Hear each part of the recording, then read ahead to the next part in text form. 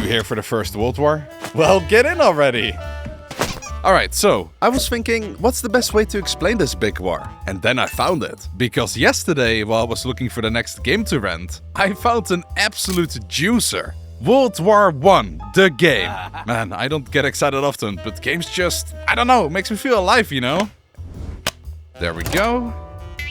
Oh yeah, dude! it's sick! Start game, options, credits, no one cares. Let's get straight to it, huh? Gaming Night episode 73, here we go! Historically Facts, part 17. Ah, straight to it then, huh? Okay, alright, I dig it. Where are we though? Oh yeah, that makes sense. Hey, you are lucky that I'm an esteemed historian on the side. I bet you don't even know what happened on the 28th of June 1914, arguably the most important date of the war. Alright, fine, guess I'll give you a bit of a backstory, huh? It's easy to say World War I started just because a funny troll shot some duke and then all countries started to kill each other. In reality, it's a little bit more complicated than that. You see, it started with everyone's favorite tinderbox, the Balkans. This part of the continent is a patchwork of cultures and religions who all wanted their own powerful and independent states. This particular one, Serbia, was on the rise. This nationalist kingdom had just defeated the Ottomans and Bulgaria, and wanted to unite with their brothers in Bosnia to build a big happy Yugoslavia. But Austria-Hungary, which annexed these lands just a few years ago, was in the way. To make Bosnia part of Serbia anyway, a group of nationalist Bosnians hatched a clever plan. They would kill Archduke Franz Ferdinand, the heir to the Austro-Hungarian Empire. To them, the Archduke was a problem. His reforms in Austria-Hungary could make the southern Slavs and the empire happy with autonomy, rather than unity with Serbia. The man who stood in the way of nationalist dreams had to go. Violently. And that brings us to where we are now. What is our first mission anyway? Kill the Archduke? Oh god, okay, wow, that is a bit much, isn't it? Luckily it's just a game, so whatever, but yeah, still weird way to start your game. Well, better get to it then. I think the best way to succeed on this mission is just to do what the real killer did. No, not yet. The original plan was to blow the man up. The kill strategy was straightforward. The visiting Archduke was cruising down the streets in an open-top car, so they would simply throw a bomb. When the target passed by, the first two assassins pushed it out, but the third did throw a bomb, though it bounced off the back and exploded the car behind it. Dramatically, to escape judgment, the assassin who threw it swallowed cyanide and jumped into the river. But the cyanide was old and the river had basically dried up because of the summer heat. Tough luck, buddy. The assassination attempt really wasn't going very well. But the Archduke decided, you know what? Why not stay in this city that's trying to kill me and go visit some wounded friends in the hospital? So they drove to the hospital. However, the driver took a wrong turn. By extremely dumb misfortune, right there was Gavrilo Princip, one of the assassins. Still, firing a gun at a driving car is pretty tough. However, by even dumber misfortune, one man in the Archduke's party spotted that the driver took a wrong turn and yelled at him to reverse back onto the main road. The driver did, very slowly, and basically stood still right in front of Princip. So, why did the Archduke come back knowing people were trying to kill him? I don't know, maybe he wanted to die. Couldn't be me, am I right?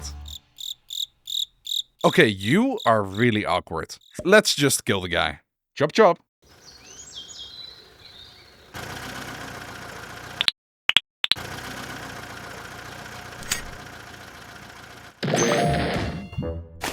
Oh wow, you actually just killed him like that. I might have underestimated your gaming skills. Let's go to level 2. Murderer. Are you serious? 1 level per disc? I know it's the Great War, but surely this old console can handle loading 2 levels at once in its memory. Whatever, let's just get this over with. And I guess now we finally get to talk about the actual war.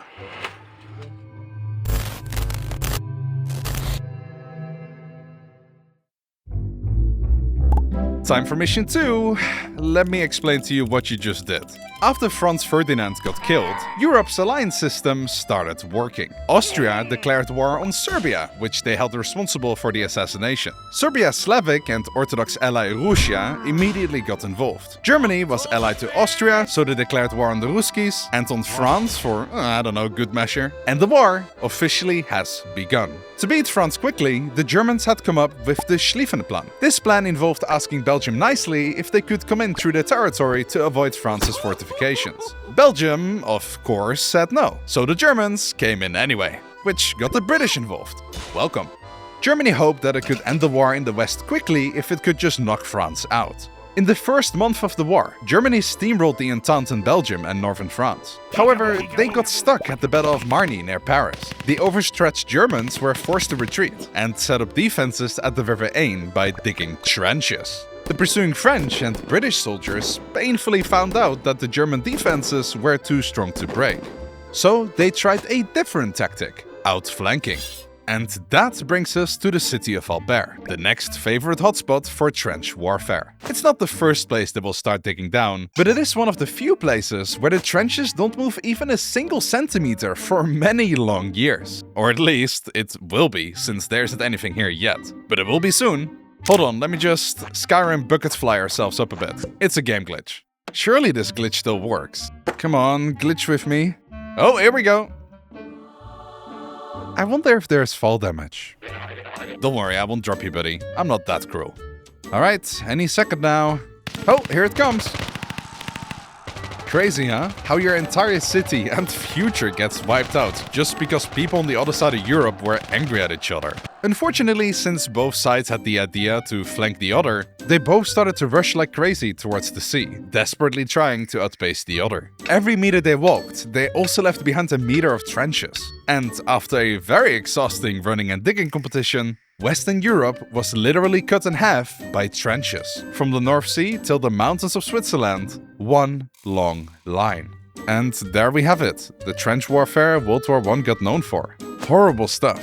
Both sides waited in the trenches for the other to attack, and when command got impatient, they would initiate an attack themselves. First, they would shell with artillery onto the enemy trenches, though often with little to show for it, since the trenchwork defenses were too strong. This shelling could take hours, leaving many soldiers shell-shocked, and giving them PTSD they would live the rest of their lives with. Then, when command believed the enemies had been traumatized enough, they would blow the notorious whistle and shout something dramatic like, "We're going over the top, boys!" and sent many young men to cross the no man's land in between, which could span over 200 meters in some cases. Unfortunately, being sent over the top would mean you are most likely going to die there, since the artillery often didn't take down the machine gun spots. Or even if they did, by then the positions would be reinforced again. Both sides would try desperately to get into each other's trenches and sweep them out. But even if they did, by then the enemy would have dug another trench right behind the first, meaning the whole painstaking scenario had to repeat all over again. Every attack was costly because they didn't have armored vehicles that could cross the oh-so-feared land in between, and neither did they have planes with precise airstrikes. Both sides eventually realized sending their 18-year-olds to run at machine gun nests wasn't that cost-effective. So the Entente powers came up with a brilliant original plan. Let's have other countries as 18-year-olds run at the enemy instead, huh, mon ami? If you can't break the front door down, you try to set the whole house on fire. The British and French realized that if they couldn't break the invading German lines, they would have to outlast them. This is also the moment the conflict truly became a world war. Britain and France had a massive advantage: their global empires. They began treating the entire planet like a resource pool. Over 1 million soldiers were brought in from India, and hundreds of thousands more from places like Canada, Australia, and French colonies in Africa. These men were shipped across oceans to fight and die in a European trench for a cost that was thousands of kilometers away from their home. For the Allies, aka the Entente powers, the strategy was that simple. They could just keep importing men and food forever. Germany, however, was in a completely different position. They were effectively trapped. The British Navy, being extremely powerful, simply established a total blockade in the North Sea, cutting Germany off from global trade. While the Allies were importing meat and wheat from the Americas, Germany was slowly starving. They couldn't get fertilizer for their crops or rubber for their vehicles. They got so desperate that their scientists literally invented a brand new technique on how to chemically extract nitrogen from the air just to keep making gunpowder? That's crazy. But was if you could avoid the British blockade by being underwater? Hello, German submarines, or U-boats. German submarines were really hard to detect, especially at the start of the war. So the Germans used them to sink the merchant fleets that kept the Allies fed, especially around Britain. It was the Uno reverse that Germany pulled to starve Britain instead. The U-boats would attack any fleet, Allied or neutral. One such sunken boat was the luxury passenger ship Lusitania, which had 128 American passengers on board. The United States did not like that, but not enough to join the war just yet. Let's go down before the Germans turn us into gunpowder as well. And we still gotta do the mission. Within a year of war here at the Western Front, new techniques were developed to try to get the upper hand. The Germans, for example, hid hundreds of gas canisters on the front of their trenches. And when the wind started to blow the right direction, they unleashed the massive human rights violating gas cloud that pushed the Entente powers back for kilometers. It also somewhat caused problems to the Germans themselves, since when the wind decided to blow the opposite direction, they themselves started dying. Another notable war development here at the Western Front was the introduction of land ships, also known as the first tank. At the Battle of the Somme, the British unveiled 18 Mark I tanks. Imagine the terror of the Germans as they peeked into the no man's land and saw 18 of those slow-moving boxes with guns approaching them. Not all of those tanks made it to the trenches though, as most broke down before they reached it, but those who did, they simply drove over the trenches. At first, the German soldiers panicked and ran. They had never seen a moving fortress before, but they also quickly realized that if you hit a tank with a direct artillery shell or a bundle of grenades, it would explode or catch fire. The Germans later in the war also made a whopping 20 tanks themselves, but they were quite literally garbage cans. So they instead decided to focus on the fairly quickly invented anti-tank mine and anti-tank rifle. And I think that's all you need to know now about the Western Front of the war. What is the mission again? Oh god, okay, why again so dark? Well, I'm out, buddy. I'm not going to tell thousands of parents their digital boy won't be coming home tonight. You can do it again.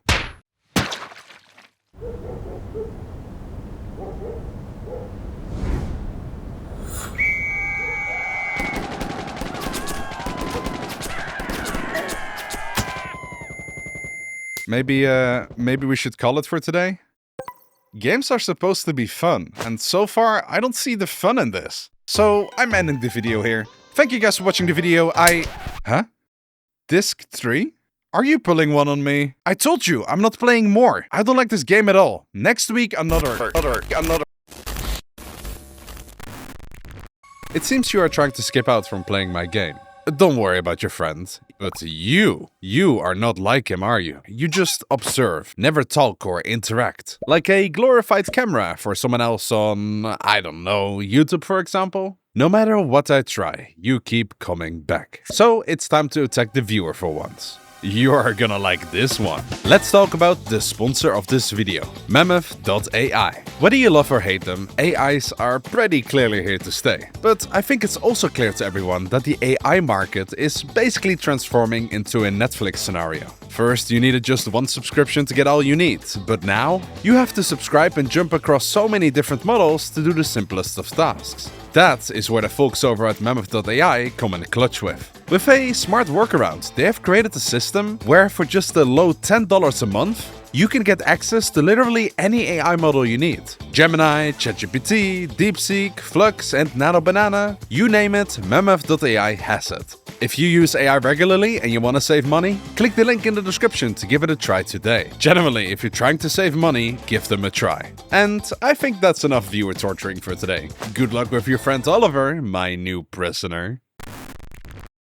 Did we just get physically sucked into the game? And let me guess. We have to finish the mission first.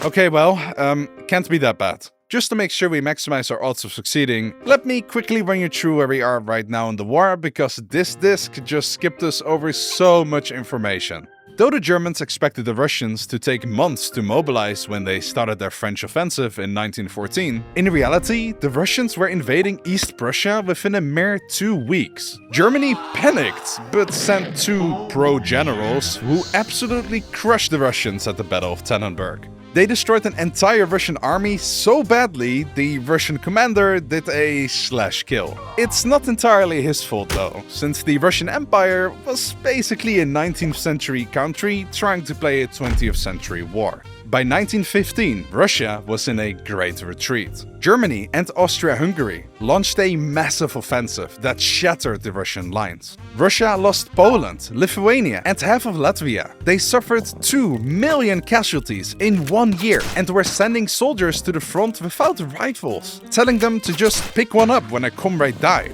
It's also why, when we speak about World War I's East European wars, that we never mention trenches. That is because both the trench line would be so incredibly long that they simply didn't have enough men for it, but also because Russia was up to this point so beat that there was no need to dig down. Meanwhile, the Austro-Hungarian Empire, you know, where it all started, was struggling badly. Their army was a patchwork of dozens of different languages, and half the soldiers didn't even want to be there. They would spend years getting beaten by tiny Serbia, which they only managed to defeat after Bulgaria joined and backstabbed them. They also lost millions of men to the Russians, needing Germany constantly to bail them out, which drained Germany's strength in France. And that only got worse in 1915, when Italy, who was supposed to be neutral for Germany, switched to the Allies because they were promised Austrian lands by the Entente powers. This opened a brutal front in the Alps, which was vertical warfare in the snow.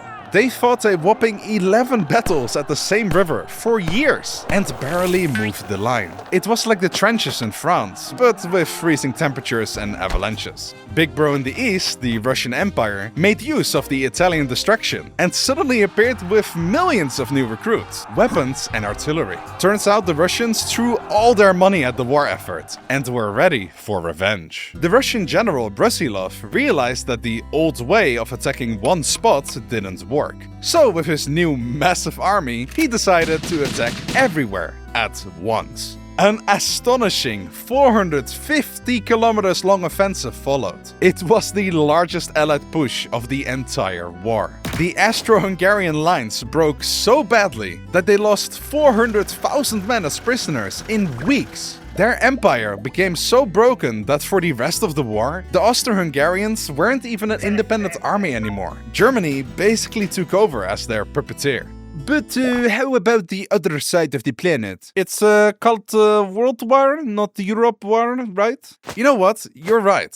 A lot of YouTube videos that speak about World War I completely forgot to mention anything outside of Europe. Because, yeah, all over the world, both sides tried to one-up each other. Violently. After joining the Entente in 1914, Japan immediately snatched German colonies in China and the Pacific Ocean, while the British and French took out colonies in Africa. The Germans fought a 4-year guerrilla war in Tanzania, while getting all sorts of funky friends to rise up against the Entente, like Islamic insurgents in North Africa or South African Boers. But there's one world power that we haven't mentioned at all yet up to this point. The Ottoman Empire. They joined the war kinda unnecessarily in 1914. They figured if they helped the Germans win, they could probably snatch back some lands they'd lost over the last century. This was a massive problem for the British. Suddenly, their shortcut to India through the Suez Canal was under threat, and the Russians had a new front opening up in the freezing Caucasus Mountains. But the Ottomans weren't as successful as the Germans in terms of war. They were getting squeezed on 3 sides, with the Russians in the northeast and the Brits in Egypt and Iraq. The Brits even rallied support for their cause by promising huge parts of Ottoman lands to the Arabs, who rose in revolt. But they also offered overlapping parts of lands to... 1 second? Ah yes. The Jews, the French, the Russians, the Italians, and of course, themselves. One specific Ottoman battle against the Russians, the Battle of Sarikamish, oh my god, what are these names? Hey, at least it's better than the Battle of Kut, which is really funny if you're Dutch. Anyway, I'm derailing. The Battle of Sarikamish went absurdly bad for the Ottoman. They basically lost their entire army because they froze to death. Morale was crumbling among their empire. So the Ottoman leadership, aka the Young Turks, used the Armenian population as a scapegoat, accusing them of being a fifth column for the Russian Empire. This caused the mass arrests of innocent Armenians. And the following year, a law was passed, which authorized the forced removal of Armenians from their homes. The men were shot instantly, and the rest of the households were sent on death marches into the Syrian desert, without food, water, or protection. Hundreds of thousands of Armenians were killed in a single year. This genocide of the Armenian people, which was masked by the Turks as simple relocation, kept going till 1923. Well beyond the war, where an estimated total of 1.5 million Armenians were slaughtered. To this day, in 2026, the Turkish government is one of the few countries in the world that still refuse to recognize the Armenian genocide that they caused. Just wanted to not skip this very important part of history, which might or might not have anything to do with nowadays politics. Anyway, back to the not-so-great war. The Turks, all things considered, held off their enemies pretty well throughout the war. It took, for example, the Brits years to reach Baghdad. The Entente were desperate and tried landing at Gallipoli to capture Constantinople, the Ottoman capital before it was renamed to Istanbul, to knock out the Ottomans out of the war fairly quickly, but that didn't go to plan. But finally, here in southern Palestine, the Brits hoped to finally break through the Ottoman defenses, capture some sweet water supply, and capture one incredibly culturally significant city, Jerusalem. So anyway, the British started building their army, until they got a numerical superiority of about 14-1 to the Turks. Seems like the Ottomans are about to have a real bad day. And so are we! Because according to our mission, we don't just have to survive the kebab slaughter, we also gotta push the British back? Doodly, we are so fricked. There is literally no way we can win this. The system gave us an impossible mission because they want us to lose. They want us to die here, Alan. I mean Doodly. But joke's on them. I know the Konami code by hand. Let me just...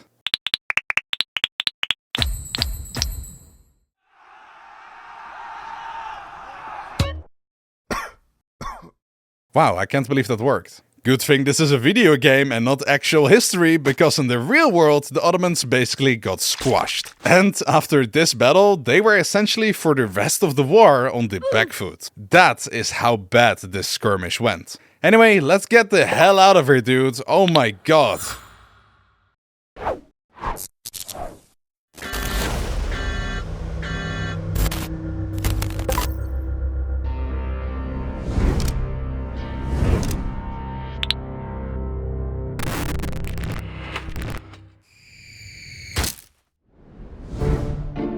Hey, I appreciate you coming back, but I don't think we can finish this one.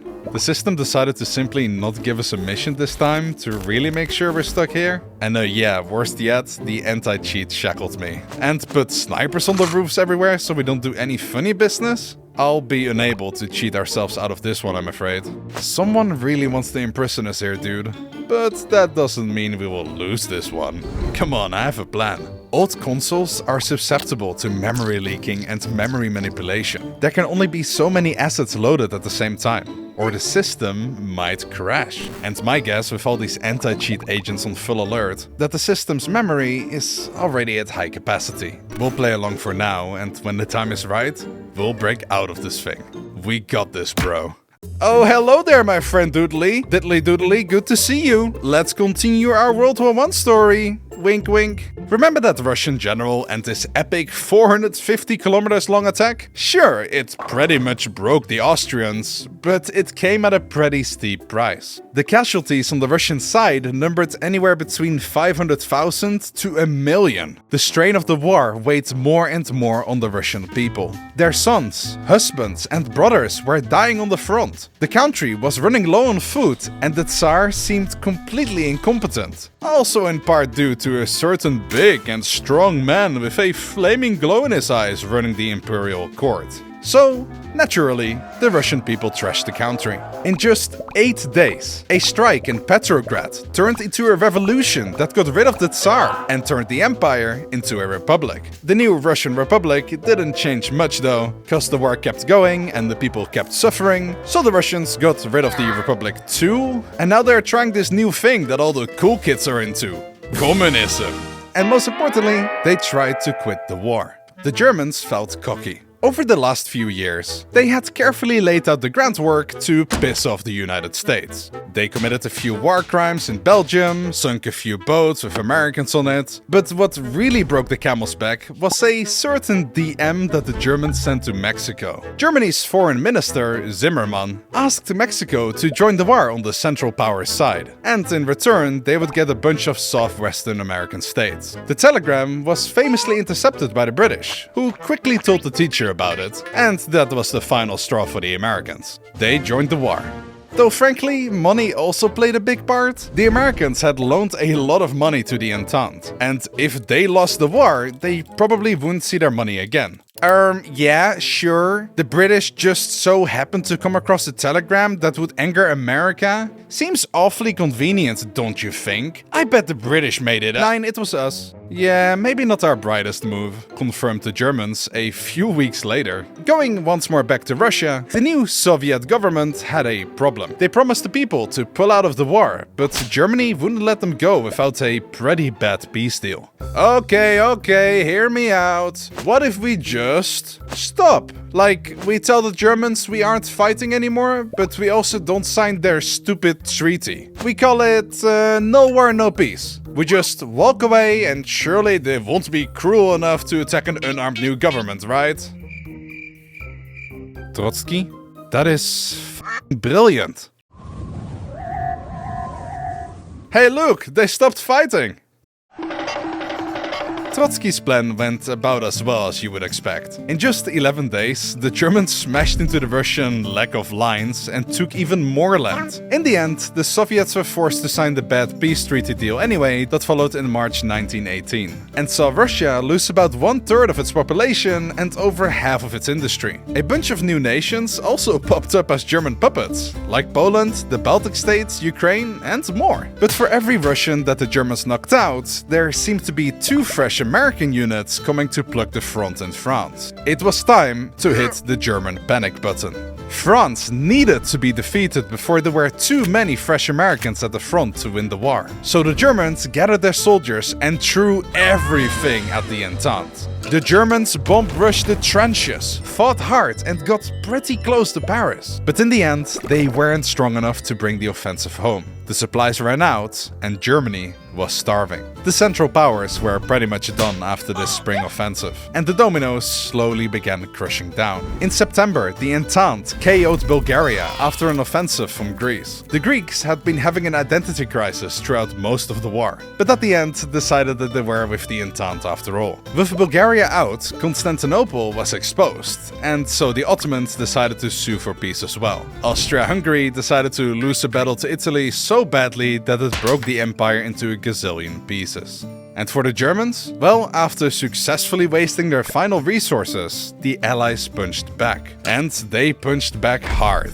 At the Battle of St. Quentin Canal, the German defenses in France essentially Thanos snapped. The armies were in full retreat, and to make it extra spicy, there were mutinies and even a full-scale revolution in Germany itself. On November 9th, Kaiser Wilhelm II abdicated and fled to the Netherlands. 2 days later, Germany surrendered. The 4-year-long war that caused roughly 40 million total casualties was finally over. But the most important part is yet to come, which is why the system put us here at Versailles, where the treaties ending the war are signed. As a result of the treaties, Austria-Hungary broke up into a bajillion pieces, and the Ottomans also got partitioned into bits. Also, remember those Eastern European countries the Germans liberated after beating Russia? Well, with the Germans beaten as well, the situation there can be best described as a complete free-for-all. As for the Germans themselves, well, the Entente wanted to prevent Germany from becoming a world power ever again, and their demands are massive.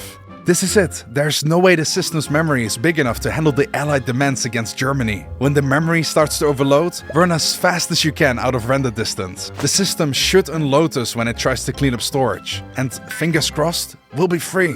Let's finish this. Germany lost 1/8 of its territories and all its colonies. Their African possessions were yoinked by France, Britain and Belgium. Their Pacific ones were divided between Japan, America, Australia and New Zealand. While Germany's Chinese colonies were given back to Japan. Huh?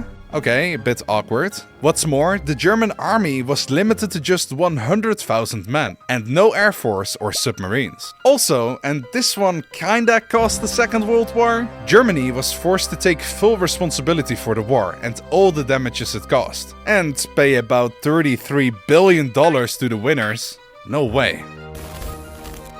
Maybe if we just raise one more demand, the entire thing will crash. Gee, I sure wonder if the Entente Powers also occupied any parts of Germany. I'm talking about the Rhineland, by the way. Run! Oh god. Okay, this is it. Any last words if we don't make it?